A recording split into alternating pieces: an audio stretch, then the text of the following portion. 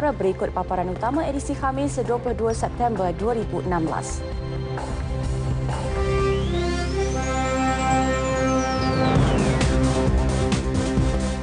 Kejayaan para atlet Paralimpik terus diiktiraf. KL Converge 2016 sasar jana pelaburan RM15 juta.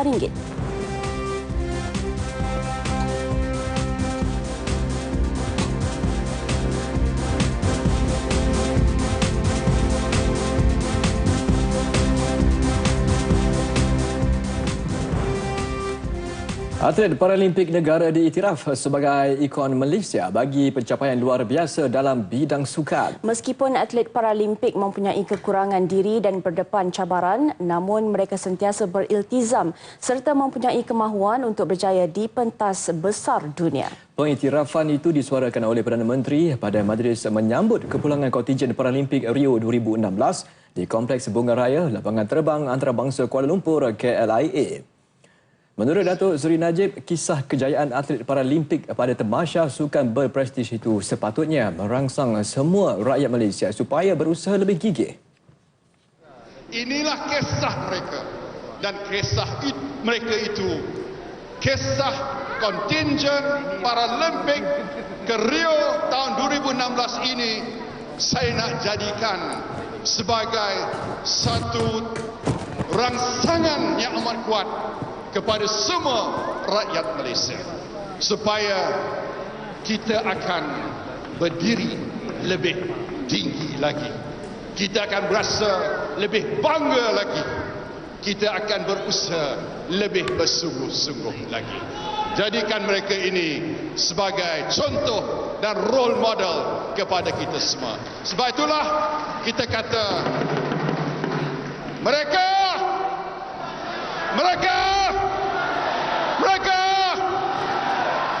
dan insya-Allah mereka akan dapat.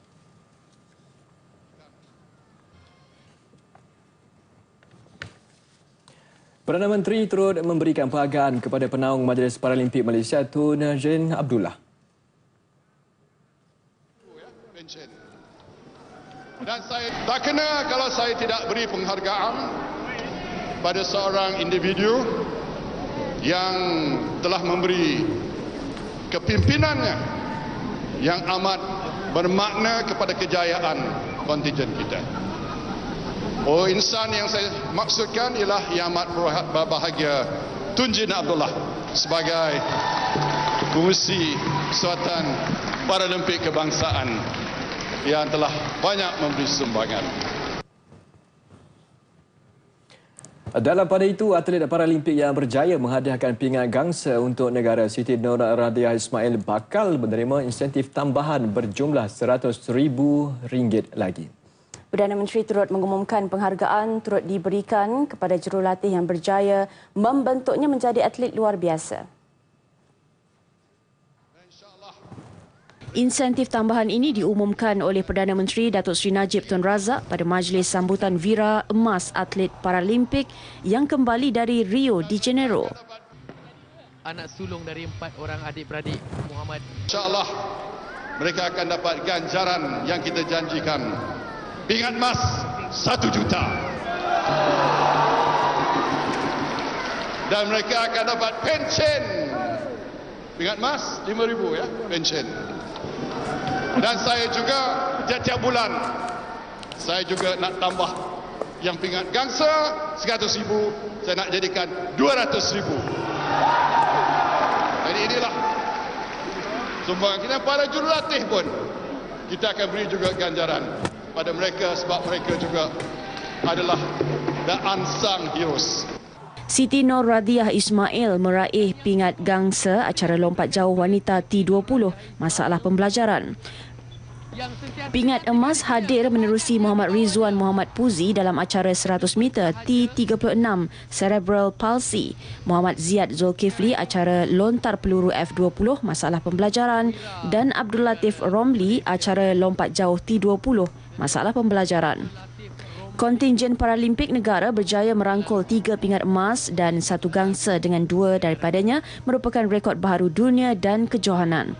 Menerusi skim hadiah kemenangan atlet, pemenang pingat emas bakal menerima insentif bernilai RM1 juta. Sebelum itu, ketibaan wira dan wirawati negara dan jurulatih Paralimpik di KLIA yang diketuai oleh Ketua Kontingen Malaysia ke Sukan Paralimpik di Rio de Janeiro, Brazil, Dr. Ang Kiang Koo disambut lebih 1,000 peminat sukan tanah air. Kontingen negara seramai 21 atlet ini tiba di Terminal C KLIA pada pukul 3.05 petang dengan pesawat Emirates Airlines. Mereka diberi sambutan water salute sebelum dibawa ke Kompleks Bunga Raya. Semua penyokong yang hadir sejak tengah hari begitu bersemangat menanti kepulangan wira negara yang telah mengharumkan nama Malaysia di pentas Paralimpik Rio. Selain Datuk Seri Najib Tun Razak dan isteri Datin Seri Rosmah Mansur serta Menteri Belia dan Sukan Khairi Jamaluddin Abu Bakar, sambutan emas turut disertai ahli keluarga masing-masing, rakan-rakan terdekat serta jurulatih. Kontingen Paralimpik negara berjaya merangkul 3 pingat emas dan 1 gangsa dengan 2 daripadanya merupakan rekod baharu dunia dan kejohanan.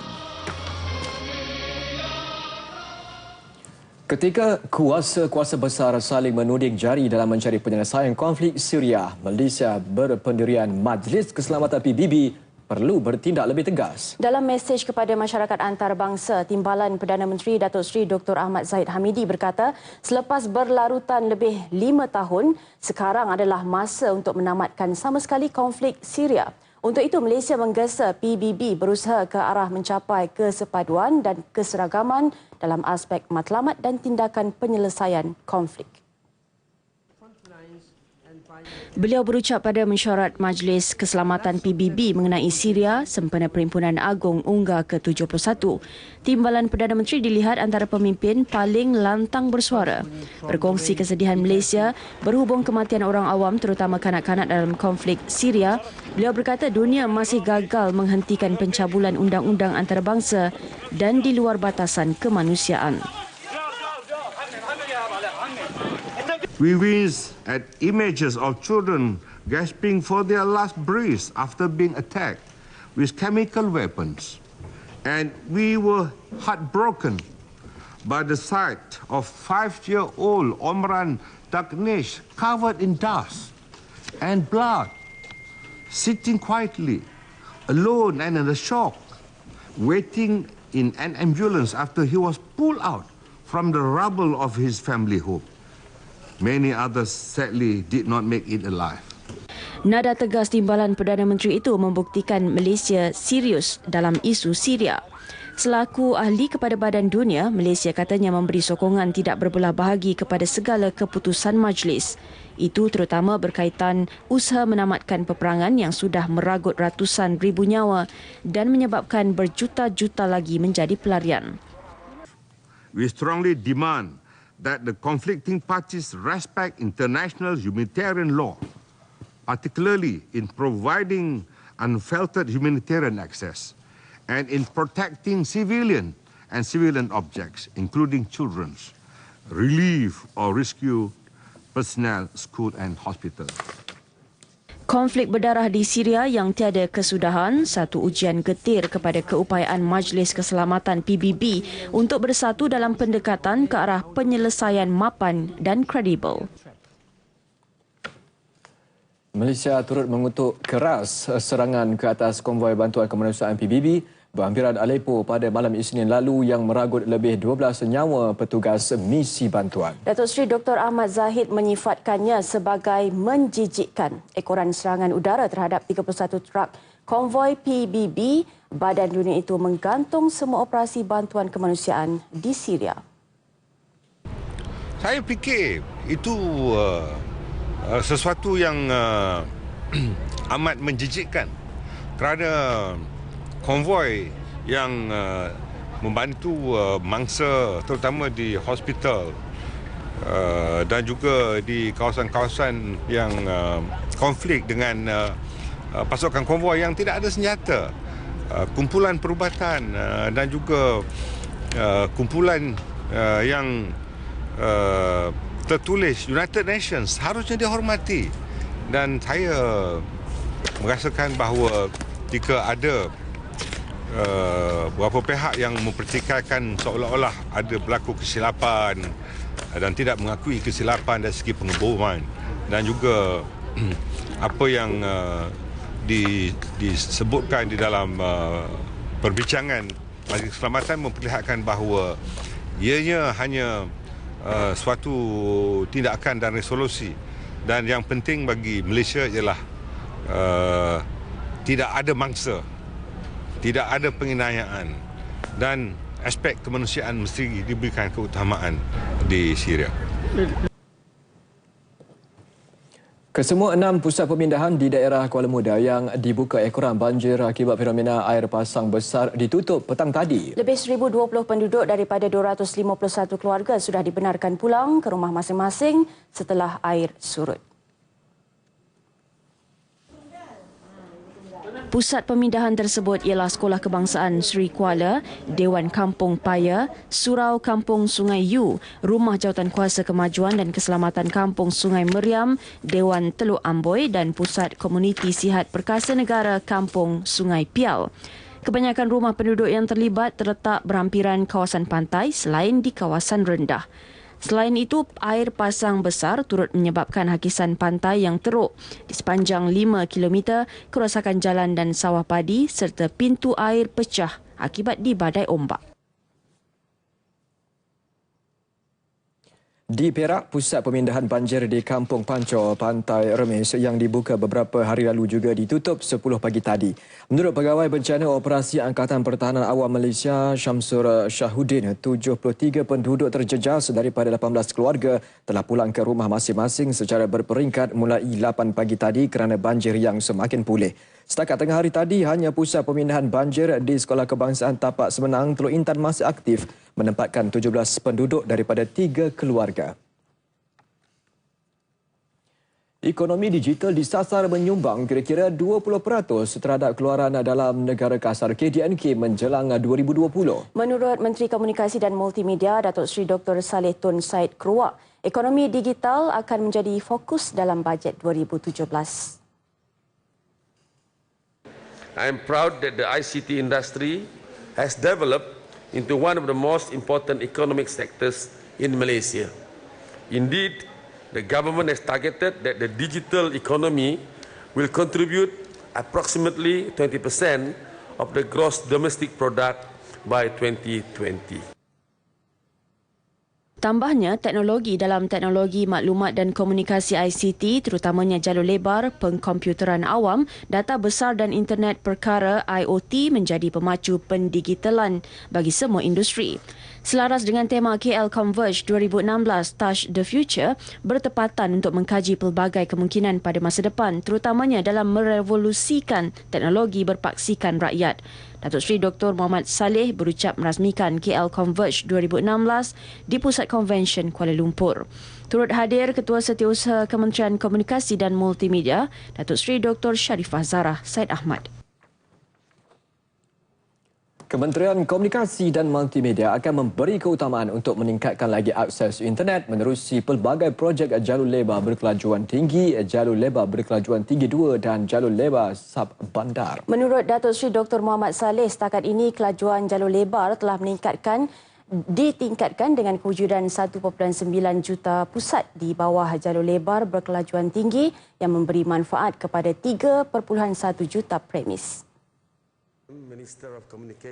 Tambahnya, 4 strategi teras bagi membolehkan kejayaan bidang ICT ialah menghubungkan orang ramai, mewujudkan masyarakat bermaklumat, memacu ekonomi digital dan memperkasa industri kreatif. The above initiative has improved Malaysia's ranking from 9th position in 2014 to 8th in 2015 in the ICT Development Index for the Asia-Pacific region. This reflects Malaysia's achievements in terms of access or coverage, usage and skills in ICT. Malaysia also recorded an impressive growth in broadband penetration rate. Over 30 million broadband subscriptions were recorded in 2015, an increase of 50% from 20 million in 2014. Jelasnya, jika Malaysia mahu menjadi negara yang membangunkan industri kompetitif bagi penyelesaian bandaraya pintar, ia perlu menjadi perintis pelbagai jenis penyelesaian.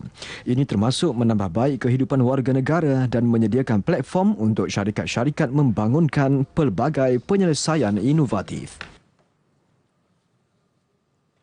Acara KL Converge 2016 menyasarkan janaan nilai pelaburan dan perniagaan sehingga 15 juta ringgit. Ia menyediakan pameran sektor komunikasi dan industri kreatif selain menempatkan Fiesta Blog Shop yang diadakan untuk kali ketiga. Wartawan Siti Salwa Yusof melaporkan.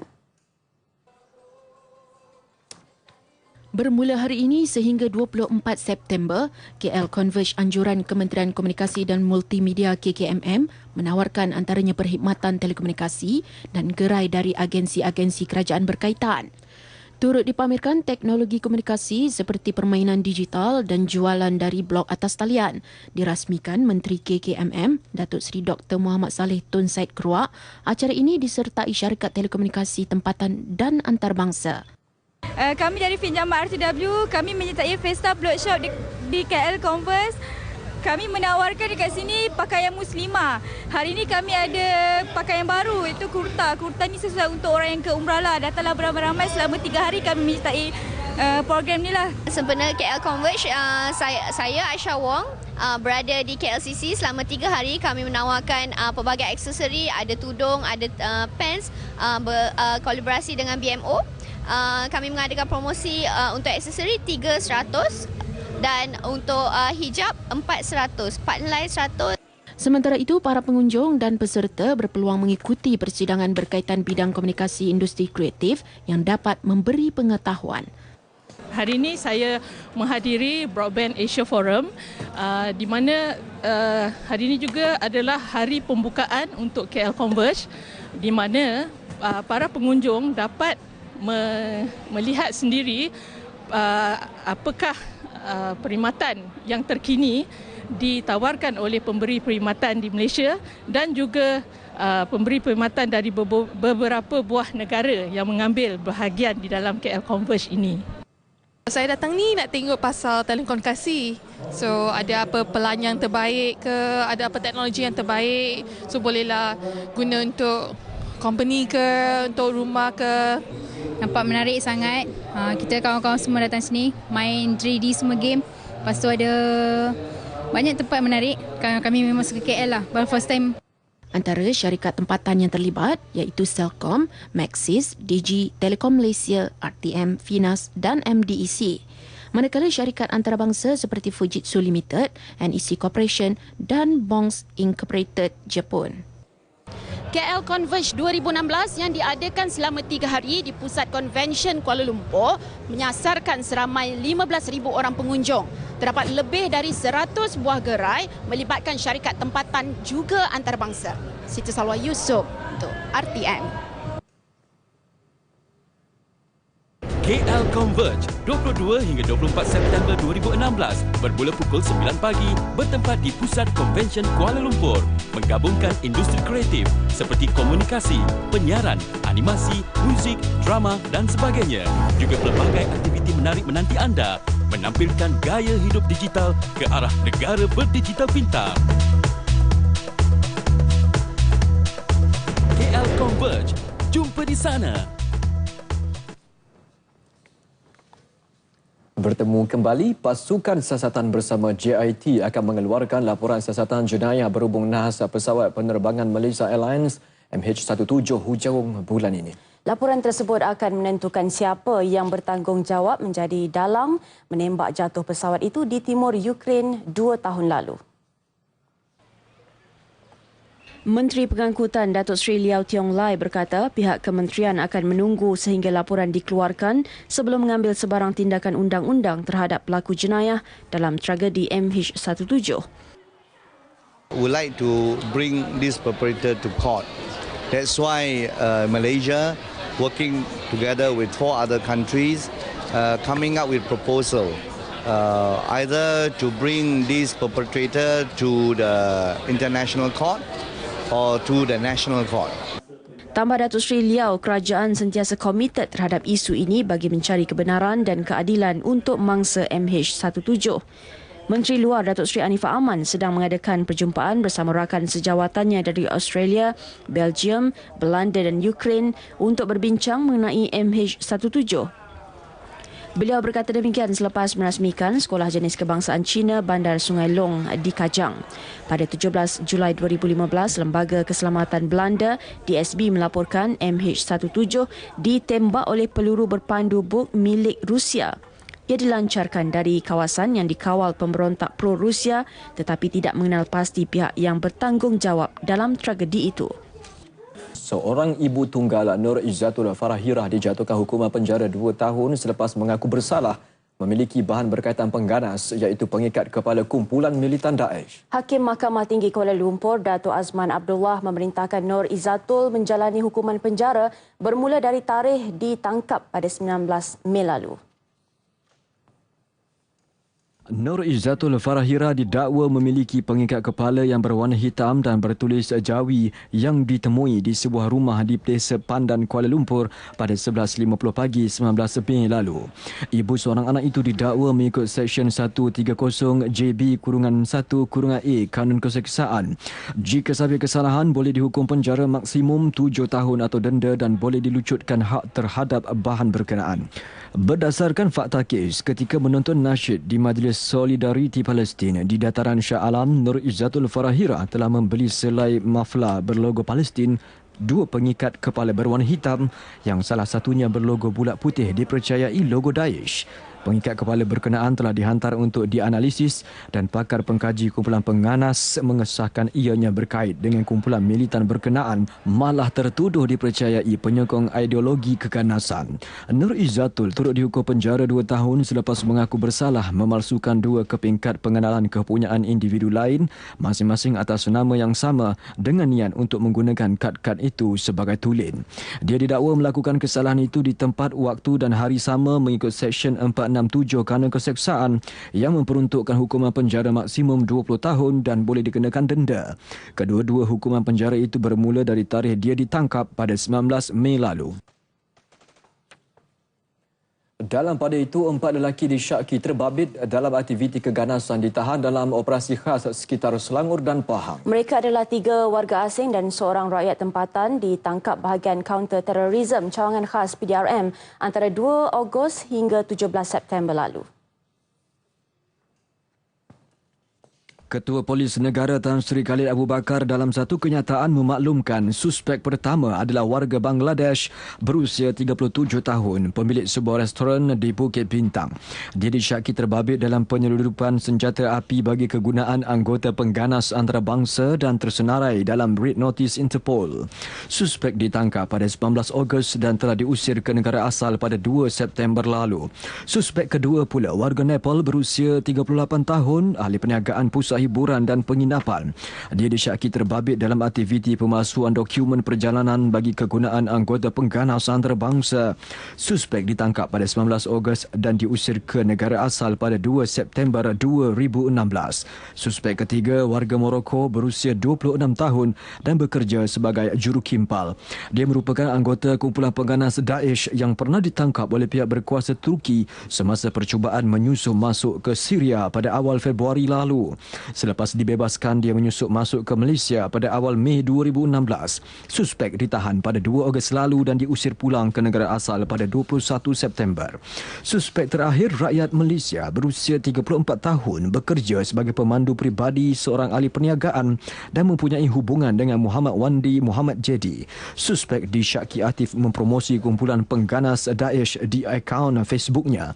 Kedua-dua suspek warga Nepal dan Bangladesh ditangkap di bawah Seksyen 6 Akta Imigresen 1959 Palang 63. Manakala suspek rakyat Malaysia dan Morocco ditahan di bawah Akta Kesalahan Keselamatan Langkah-Langkah Khas 2012 SOSMA.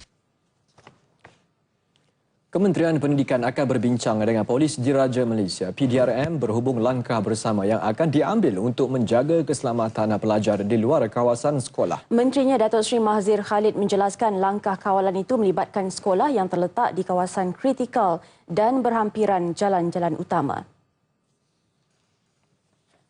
Kontrak tu dalam sekolah, tapi kebanyakan anggota security ni dia ambil tanggungjawab juga untuk pergi menjaga lalu lintas tu. Tapi tidak semua juga.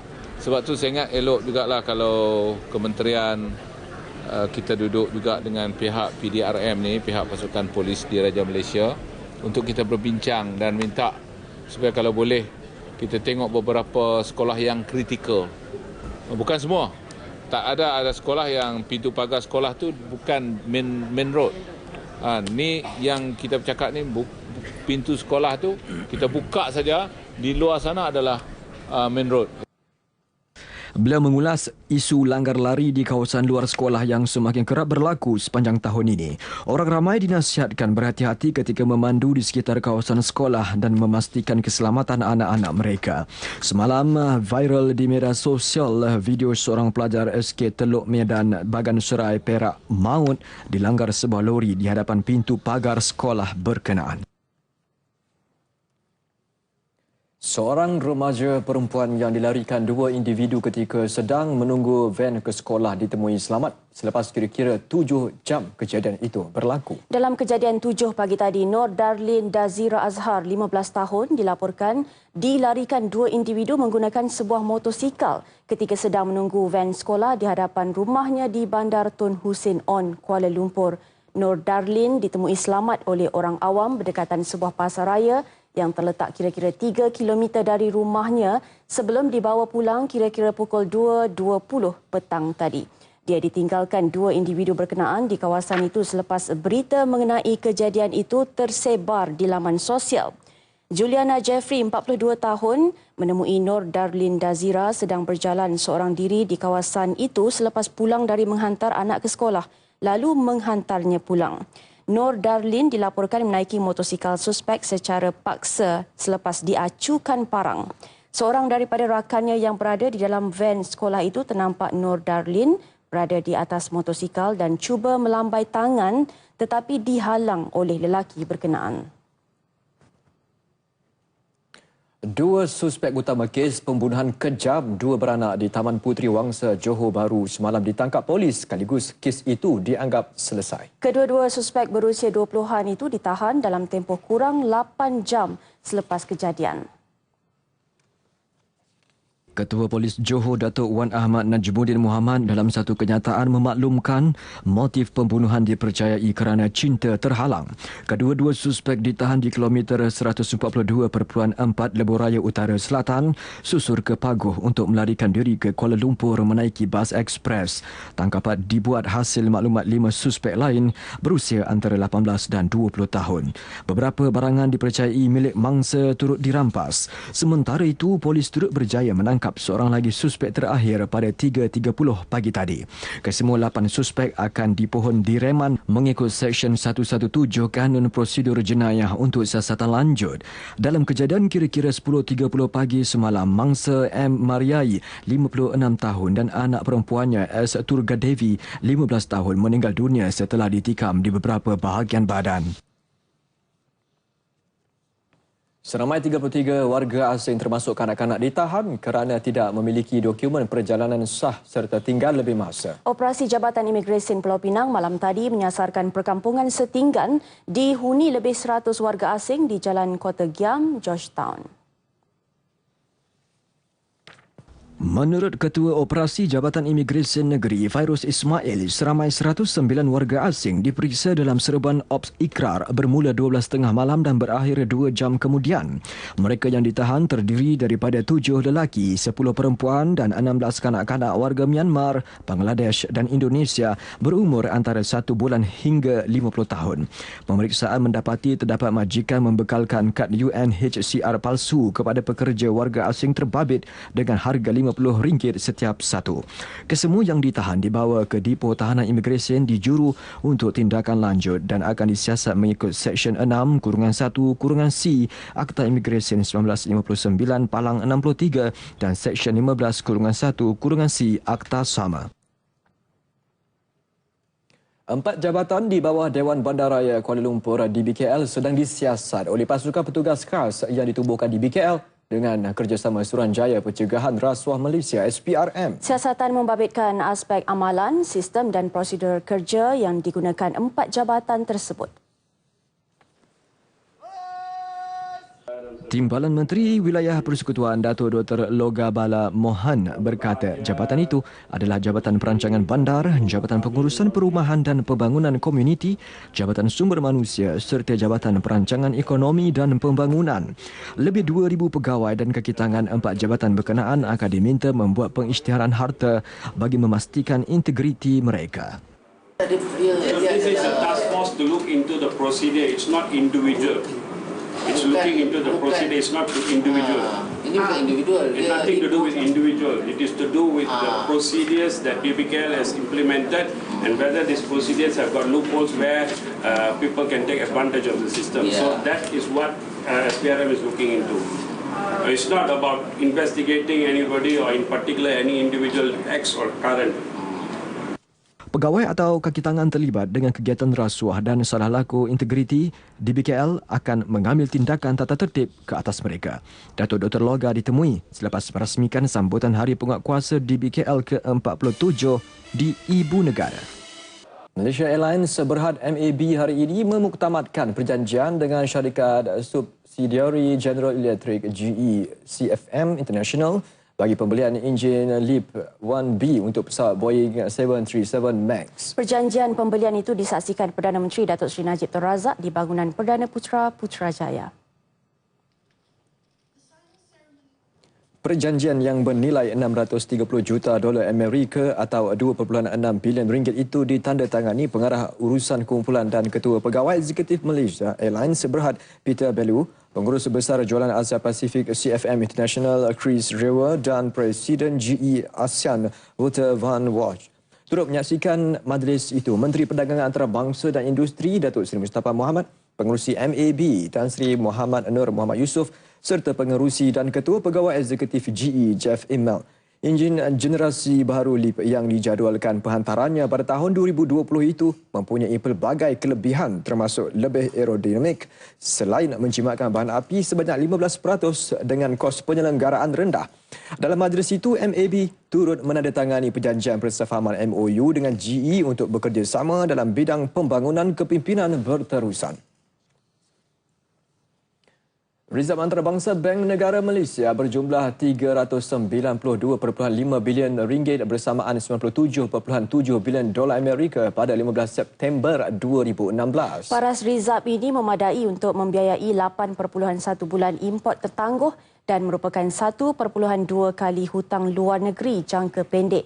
Dalam satu kenyataannya, Bank Pusat memaklumkan komponen utama Rizab Antarabangsa kasar terdiri daripada rizab mata wang asing berjumlah 89.7 bilion dolar Amerika, kedudukan rizab IMF 800 juta dolar, SDR 1.1 bilion dolar, emas 1.5 bilion dolar dan aset rizab lain 4.6 bilion dolar. Pelaburan langsung yang diluluskan bagi sektor utama perkhidmatan serta pembuatan pada separuh pertama 2016 berjumlah 88.4 bilion ringgit berbanding 125.9 bilion ringgit yang direkodkan pada tempoh sama tahun lalu. Pelaburan ini melibatkan 2,499 projek yang dijangka mewujudkan 76,000 peluang pekerjaan. Menerusi kenyataannya, Menteri Perdagangan Antarabangsa dan Industri Datuk Seri Mustafa Mohamed berkata beliau yakin dengan asas kukuh Malaysia kekal pada landasan pertumbuhan ekonomi yang stabil. Negara katanya kekal menjadi tarikan pelabur asing dengan jumlah pelaburan langsung asing FDI dicatatkan pada 28.2 bilion ringgit. FDI yang diluluskan itu telah mencecah 78.2% daripada jumlah keseluruhan FDI tahun lalu. Sektor perkhidmatan kekal sebagai penyumbang utama kepada jumlah keseluruhan pelaburan mewakili 76.3% bersamaan 67.5 bilion ringgit. Sehingga Ogos 2016, Lembaga Pembangunan Pelaburan Malaysia MAIDA mempunyai 264 projek dalam perancangan dengan pelaburan bernilai 30.8 bilion ringgit bagi sektor perkhidmatan dan pembuatan. Cas perkhidmatan penumpang PSC atau cas lapangan terbang di semua lapangan terbang seluruh negara akan dinaikkan berkuat kuasa 1 Januari tahun depan. Menteri Pengangkutan Datuk Seri Liau Tiong Lai berkata perincian mengenai kadar baharu PSC itu akan diumumkan Suruhanjaya Penerbangan Malaysia MAVCOM dalam waktu terdekat. The PSC is at the discussion stage. We make a certain decision, but all this is under the purview of MAVCOM. Tambah Datuk Seri Liau, kenaikan kadar PSC adalah berpatutan dan dilihat jauh lebih rendah berbanding negara-negara lain. Selain itu, struktur kadar baharu PSC itu turut memperkenalkan kategori baru bagi penerbangan antara Asia selain kategori domestik dan antarabangsa. Ia bagi memberi manfaat kepada pengguna yang terbang ke negara-negara Asia. Misi berjalan secara solo oleh seorang juruteknik dari Terengganu, Sabri Ali, akan bermula 18 Oktober ini sejauh 2,000 km. Ya, dalam merealisasikan misinya, Sabri bakal merentasi 14 buah negeri selama 50 hari. Misi yang dinamakan Keluluk Walk 2016 itu akan bermula di Taman Botani Negara Shah Alam dan dijangka berakhir di Tapak Expo Pertanian Malaysia Serdang MIPS pada 26 November ini. Jalan tu saya dah start. Sebelum saya berjalan, saya dah mengamalkan madu keluluk. Pagi, petang dan semasa berjalan, dibekalkan sajalah semasa berjalan tu madu keluluk. Saya tak minum apa semula kesihatan lain. Satu persatu madu keluluk. Selain mencatat nama dalam Malaysia Book of Records, misi berjalan secara solo itu juga bagi menggalakkan amalan pengambilan madu kelulut sebagai makanan kesihatan tambahan. Madu itu juga amat berkhasiat untuk tubuh manusia kerana mengandungi karbohidrat, asid amino, vitamin dan asid organik yang tinggi. Ia juga berfungsi sebagai ejen anti penuaan selain berupaya memperbaiki sistem imunisasi dan bertindak sebagai pencegah penyakit kanser. Daripada kita ambil makanan-makanan tambahan yang lain, saya rasa apa tak kita try madu keluluk. Pasal bila kawan saya yang cuba trykan madu keluluk ni, saya tengok dia tu semula jadi, tak ada bahan apa-apa benda, pengawet apa-apa. Saya rasa lagipun kalau kita orang Islam, di madu keluluk memang dalam Quran pun dah beritahu apa dia fadilat dia. Saya rasa sesuai dengan apa yang kita nak kena bawa. Pra-pelancaran Keluluk Walk 2016 dilancarkan Perdana Menteri Datuk Seri Najib Tun Razak di Putrajaya pada 18 September lalu. Ia sempena dengan pameran Maha 2016. Isu gelandangan sudah menjadi lumrah di kota metropolitan seperti Kuala Lumpur yang kini mencecah 2,500 orang dan lebih 500 orang adalah gelandangan tegar. Kemiskinan, psikologi, masalah keluarga dan gagal mendapat pekerjaan antara punca mereka tinggal di jalanan. Pelbagai usaha dilakukan bagi membantu golongan ini termasuk pendekatan bimbingan seperti dilakukan Persatuan Kebajikan Generasi Jati Kuala Lumpur dan Selangor. Wartawan Nazaruddin Abu Zamil melaporkan. Gelandangan di Kuala Lumpur datang dari seluruh pelosok negara dengan pelbagai latar belakang dan cerita. Dalam usaha membantu golongan ini bangkit kembali, mereka perlu difahami secara individu dan diberikan bimbingan serta latihan sesuai dengan kebolehan mereka. Diorang ni lebih kepada patah hati, patah semangat, tak diberi peluang. Jadi sekiranya kami ada bantuan yang cukup, ada sokongan yang cukup, kami akan cuba untuk sampai tak ada lagi gelandangan di kawasan Kuala Lumpur yang mana mereka semua adalah rakyat Malaysia. Jadi ini cita-cita NGO kami. Persatuan Kebajikan Generasi Jati PKGT menjadikan aktiviti membantu dan membimbing gelandangan sebagai aktiviti mingguan persatuan itu. Kita ambil rekod gelandangan-gelandangan yang ada dekat sini, contact number dia dan setiap minggu insya-Allah kami akan cek progress. Kita akan cek progress, kita akan cek adakah diorang bekerja, apa lagi masalah diorang. Meskipun di label pemalas oleh sebilangan orang kerana sering mengharapkan bantuan, golongan gelandangan sebenarnya menyimpan 1001 impian. Ramai di antara mereka berasa gembira apabila ada masyarakat sudi mendengar dan berkongsi cerita serta memberi motivasi kepada mereka. Kiranya lebih kurang 2 tahun lah kita orang kat sini. Kita orang bukan tak nak pindah. Cuma kita orang tak ada kemampuan lagi nak keluar daripada Coket. Nak cari kerja kan. Suami pun dah tak kerja, jadi macam nak bayar bilik. Apa semakan pun ambil dekat luar. Kalau nak masak pun tak ada bahan dapur kan. Tak ada macam. Tak ada duit pun nak. Justru masyarakat jangan hanya memandang hina kepada golongan gelandangan yang dikatakan menyusahkan masyarakat. Sebaliknya, berilah bimbingan berterusan sehingga mereka mampu berdikari. Mereka datang dari pelbagai golongan. Ada yang tidak mampu membayar sewa rumah, ada pula yang tidak mampu mendapatkan pekerjaan tetap. Dan yang paling menyedihkan, ada yang dihalau oleh keluarga mereka sendiri. Namun apa yang dilakukan oleh Persatuan Kebajikan Generasi Jati ini bukan setakat bantuan peralatan dan makanan, tetapi bimbingan dan tunjuk ajar kepada mereka untuk keluar daripada dunia gelandangan untuk menuju kepada kehidupan yang lebih baik. Nazruddin Abu Zamel, TV1.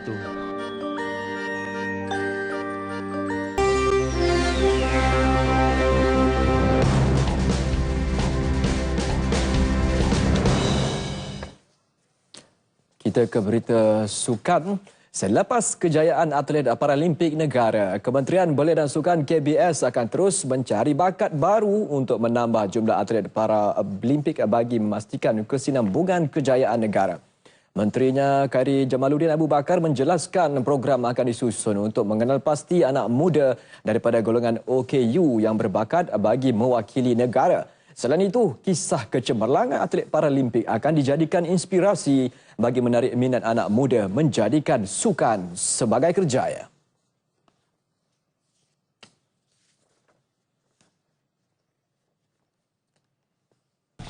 Nak memperluaskan lagi pool atlet pelapis kita. Saya melalui pencapaian mereka ini ingin menggalakkan lebih ramai lagi golongan OKU, terutamanya anak-anak muda yang ada kelainan ataupun kekurangan upaya ini untuk memilih bidang sukan sebagai satu bidang kerjaya. Kalau Ziad, Latif, Rizwan dan Radiah antaranya boleh mencapai kejayaan di peringkat tertinggi sukan dunia, tidak ada sebab anak-anak muda kita di kalangan OKU tidak boleh mencapai prestasi yang sama. Kejohanan golf klasik nasional Sapura Kencana, Gavin Green menempah tempat dalam kejohanan klasik CIMB selepas menewaskan juara bertahan Beng Leong dengan kelebihan birdie pada saingan lubang pertama playoff. Kedua-dua pemain sebelum itu terikat dengan 71 pukulan, satu di bawah par sebelum kembali ke lubang ke-18 untuk menentukan kemenangan menerusi saingan playoff. Green muncul juara sekaligus meraih tempat dalam kejohanan klasik CIMB bulan depan mewakili negara ketika Beng Leong gagal menyelesaikan birdie pada lubang ke-54. Tempat ketiga ialah Ko Keng Wai selepas menamatkan saingan pusingan terakhir dengan 72 pukulan. Majlis penyampaian hadiah disempurnakan oleh Naib Presiden Kanan Operasi Sapura Kencana Petroleum Berhad Ahmad Zakiruddin Muhammad di lapangan golf TPC Kuala Lumpur. Selaku juara, Green menerima sebuah trofi dan wang tunai berjumlah RM22,000. Kejohanan CIMB Klasik dijadualkan berlangsung di lapangan yang sama pada 20 hingga 23 Oktober ini. Pilihan dari Brunei, Lapurpo seperti diramal mudah menguasai pusingan kelaikan terakhir kejohanan golf amatur berpasukan dunia WAITGC 2016 yang berlangsung di Kuching, Sarawak hari ini. Lapurpo yang pernah muncul juara keseluruhan WAITGC 2 tahun lalu dibarisi bekas pemain kebangsaan Brunei Seruji Haji Setia, Wan Man Wan Hill serta dua adik-beradik Tony dan Dini Haji Karim. Mereka menguasai lapangan Kelab Golf Damai dan Kelab Golf Sarawak sejak hari pertama untuk mengumpul 966 pukulan keseluruhan sekaligus muncul juara. Lebih manis, Seruji Haji Setia turut ditabal selaku juara individu dengan mencatat 315 pukulan. Kejayaan berganda Laporpo itu menjadi suntikan semangat untuk terus mengejar kejuaraan keseluruhan pada Grand Final yang dijadualkan pada November ini. Permainan bagi tim Laporpo pada tahun ini cukup memuaskan bagi lig di Sarawak ini. Dan memanglah kami mempunyai aim untuk memenangi di Grand Final nanti. Tapak kedua menjadi milik Cool Bananas dari Australia yang menghimpun 1022 pukulan, manakala Mambo Jumbo juga dari Australia di tempat ketiga dengan 1037 pukulan. Dalam kategori Stableford, dua pasukan dari Brunei iaitu Kalulut Pony dan Keropok mengesahkan tempat ke Grand Final mengiringi tiga pasukan terbaik dari kategori Grass. Ada disampaikan oleh Timpalan Ketua Pengarah Tourism Malaysia, Datuk Seri Abdul Ghani Daud, disaksikan Adun Serembu, Miro Samoh dan Presiden Persatuan Pengurus Kelab Golf Malaysia, Rom Muslim.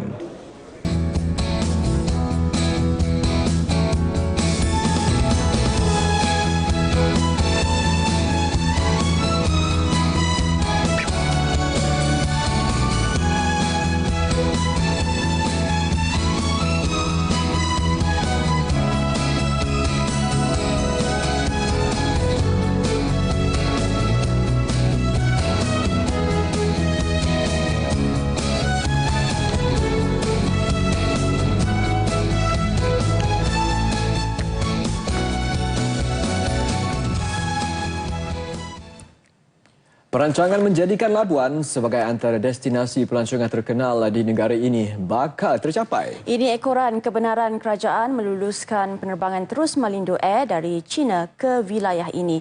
Ahli Parlimen Labuan Datuk Rosman Isli berkata, kemasukan pelancong negara itu dapat membantu meningkatkan semula ekonomi Labuan setelah sektor minyak dan gas merudum.